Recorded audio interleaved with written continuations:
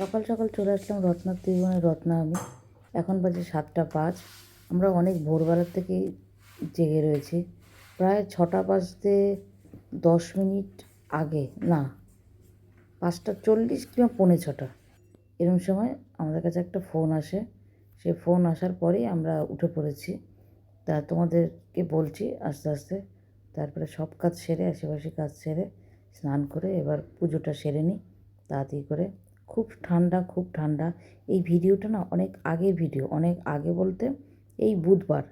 আজকে ধরো, আজকে তো সোমবার, এর আগের সপ্তাহের বুধবার দিনের ভিডিও এই ভিডিওটা। তা সেই সকালবেলায় ফোন আসে যে আমার মাসশ্বশুর, উনি খুব অসুস্থ ছিলেন, উনি এক্সপায়ার করেছেন। এখন তখনই আমরা সকাল সকাল উঠে পড়ি। মেডিকাতে ভর্তি ছিলেন, খুবই ভুগছিলেন। তাতে করে উঠে পড়ে সব কাজ সেরে এখন আমরা পুজোটা সেরে তারপরে আমরা রওনা দেব। একটার পর একটা, বিপদের পর বিপদ। আমি তোমাদের বলছিলাম না যে এত বিড়াল ডাকছে, এত বিড়াল ডাকছে। আমার ভিডিওগুলো দেখলে তোমরা বুঝতে পারবে। এর আগের বার এত বিড়াল ডাকলো, এত বিড়াল ডাকলো। তারপরে তো মা গেলেন, এখন এই মেসো। তা বিড়ালদের কুকুরদের দোষ দিয়ে লাভ নেই। অনেকে বিড়াল তাড়ায় বা বিড়ালি করে। পরে আমি জানতে পারলাম, গীতা পাঠেও আমি শুনেছি বা নানান রকমের বয়স্কদের কাছ থেকেও শুনেছি যে কুকুর বিড়াল এরা নাকি সব অশুভ কোনো কিছু হলে তার আভাস নাকি তারা আগে পায়। সেটাই তারা ওরকম ডেকে তারা সতর্ক করে দিতে চায়।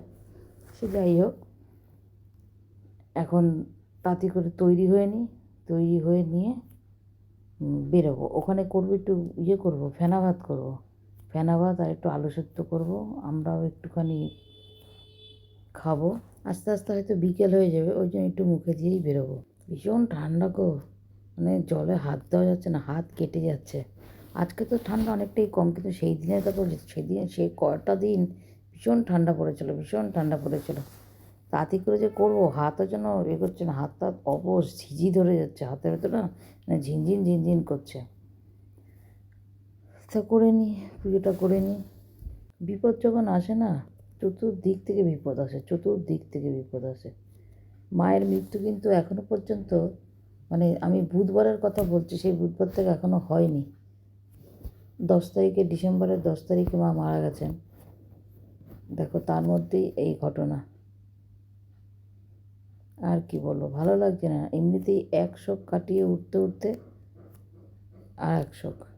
এখন আমার ভিডিও করতে ইচ্ছা করে না, ভিডিও দিতেও ইচ্ছা করে না।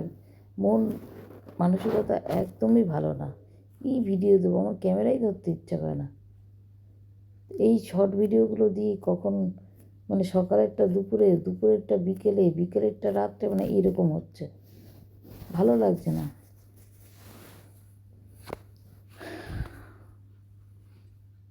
তো কী বলবো আর। এখন এই পুজোটা সেরে নিয়ে উঠি। পুজোটা সারতেই যা টাইম লাগবে।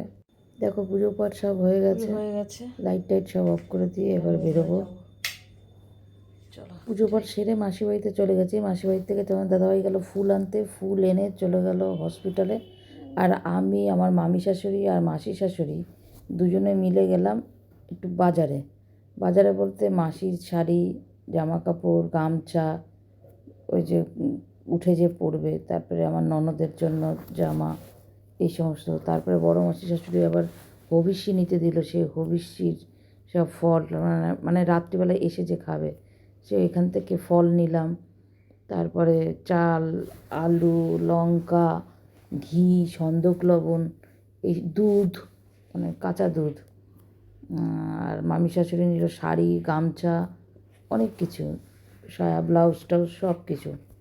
এগুলো সব নিয়ে তারপরে যাব। কারণ মাসিরা তো হাজব্যান্ড ওয়াইফ, আর আমার এক ননদ আমার মেয়ের থেকে ওই বছর 1.5-2 বড়। তো সেই কারণেই আমরাই সেগুলো সব করে নিই। আর এই অবস্থা তাদেরও মন মানসিকতা ভালো না। সবই নিয়েছি। এবার দুধটা পাচ্ছি না, যেহেতু বেলা হয়ে গেছে, দুধটা পাচ্ছি না। তা খুঁজতে খুঁজতে অবশেষে দুধটা পেলাম, দুধটা নিয়ে ফিরলাম।